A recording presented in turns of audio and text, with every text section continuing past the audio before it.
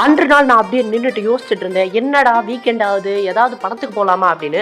உடனே நம்ம book my show தலைவனை ஓப்பன் பண்ணிட்டு என்னென்ன படம் இருக்கு லிஸ்ட்டை பார்த்தா கருப்பு, கரை, எல்லைக்கு இப்படி பெரிய பெரிய படங்களா இருந்தது. இதெல்லாம் தள்ளி வச்சுட்டு புதுசா ஏதாவது ஒரு படத்துக்கு போவோன்னு பார்த்து நான் போன படம் தான் கிருஷ்ணாவதாரம் பார்ட் 1 த ஹார்ட். நம்ம படம் சிட்டி சென்டரில் புக் பண்ணியிருந்தோம். அதனால நேராக வண்டி எடுத்துகிட்டு கிளம்பி சிட்டி சென்டருக்கு வந்துட்டோம். சொன்ன டைமுக்குலாம் கரெக்டாக படத்தை போட்டாங்க. நாங்களும் அப்படியே படத்தை பார்க்க ஆரம்பிச்சிட்டோம்.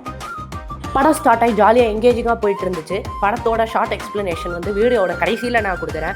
அப்படியே இன்டர்வல் டைமும் வந்தது. இன்டர்வல் டைமை முடிச்சுட்டு திரும்ப வந்து உட்காந்து படத்தோட செகண்ட் ஹாஃப் ஃபுல்லாக பார்த்துட்டு என்ஜாய் பண்ணிட்டு அப்படியே நம்ம வீட்டுக்கு கிளம்பி வந்தாச்சு. ஸோ கைஸ், நம்ம வந்து பார்த்தீங்கன்னா படத்தை பார்த்துட்டு முடிச்சுட்டு வீட்டுக்கு வந்தாச்சு. ஸோ படத்தை பற்றி சொல்லணும் அப்படின்னு பார்த்தீங்கன்னா செம்மையாக இருந்தது. அடுத்து வந்து உங்களுக்காக படத்தோட ஷார்ட் எக்ஸ்ப்ளனேஷன் வந்துட்டே இருக்குது.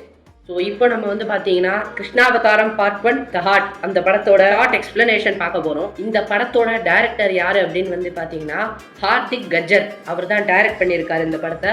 மியூசிக் டைரக்டர் வந்து பிரசாத் எஸ். இவர் தான் வந்து பேக்ரவுண்ட் ஸ்கோர் கம்போஸ் பண்ணியிருக்காரு. முக்கியமான விஷயம் வந்து பார்த்தீங்கன்னா இதில் ஹீரோவா, அதாவது லீட் கேரக்டர் பகவான் கிருஷ்ணரா நடிச்சவர் யாரு அப்படின்னு வந்து பாத்தீங்கன்னா சித்தார்த் குப்தா அப்படிங்கிற இந்த ஆக்டர் தான் வந்து இதுல கிருஷ்ணரா நடிச்சிருக்காரு. ராதா கேரக்டர் பண்ணிருக்கிறது வந்து சுஷ்மிதா பட் அப்படிங்கிறவங்களும், சத்யபாமா கேரக்டர் பண்ணிருக்கிறது வந்து சங்கிருதி ஜெயானா அப்படிங்கிறவங்களும், ருக்மிணி கேரக்டர் வந்து பாத்தீங்கன்னா நிவாசினி கிருஷ்ணன் அப்படிங்கிறவங்களும் தான் பண்ணிருக்காங்க. அதை தவிர இன்னொரு ஒரு பெரிய ஸ்டார் ஒருத்தர் இந்த படத்துல நடிச்சிருக்காரு. யார் அப்படின்னு பாத்தீங்கன்னா நம்ம ஜாக்கி ஷ்ராஃப் சார் தான் நடிச்சிருக்காரு. ஸோ அவரு வந்து இதில் ஒரு நல்ல கேரக்டர் ஒன்று பண்ணியிருக்காரு. இந்த படத்தோட ஷார்ட் ஸ்டோரி லைன் நம்ம வந்து பார்த்துருவோம்.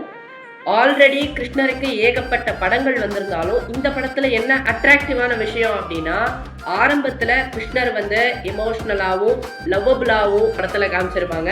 செகண்ட் ஹாஃப்ல வந்து பார்த்தீங்கன்னா ஒரு அரசராக அவர் என்னென்ன பண்ணணுமோ அதெல்லாமே வந்து பண்ணியிருப்பாரு. அதுதான் இந்த படத்தில் காமிச்சிருப்பாங்க.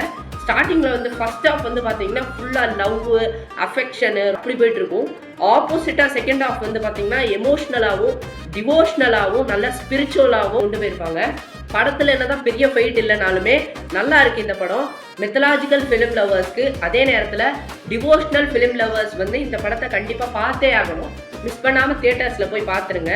இந்த படத்தோட டியூரேஷன் வந்து பார்த்தீங்கன்னா 2.5 மணி நேரம் கிட்டத்தட்ட இருக்கு. டோட்டலி இந்த படத்தை பற்றி மொத்தமாக ஓவராலாக சொல்லணும் அப்படின்னு பார்த்தீங்கன்னா ஒரு டிவோஷனலா, ஒரு மெத்தலாஜிக்கல் ஃபிலிமா, அதே மாதிரி ஒரு ஸ்பிரிச்சுவல் ஃபிலிமா இருக்கும். இன்ட்ரெஸ்டிங்காகவும் இருக்கும். ஒரு இடத்துல கூட உங்களுக்கு போர் அடிக்கவே இருக்காது.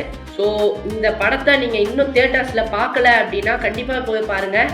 தமிழில் இருக்குது, ஹிந்தியில் இருக்குது, தெலுங்குல இருக்குது, எல்லா லாங்குவேஜஸ்லையும் இருக்குது. நெக்ஸ்ட் ஒரு இன்ட்ரெஸ்டிங்கான விளாக்ல இல்லை மினி விளாக்ல உங்களை நான் சந்திக்கிறேன். அது வரைக்கும் ராம் ராம்.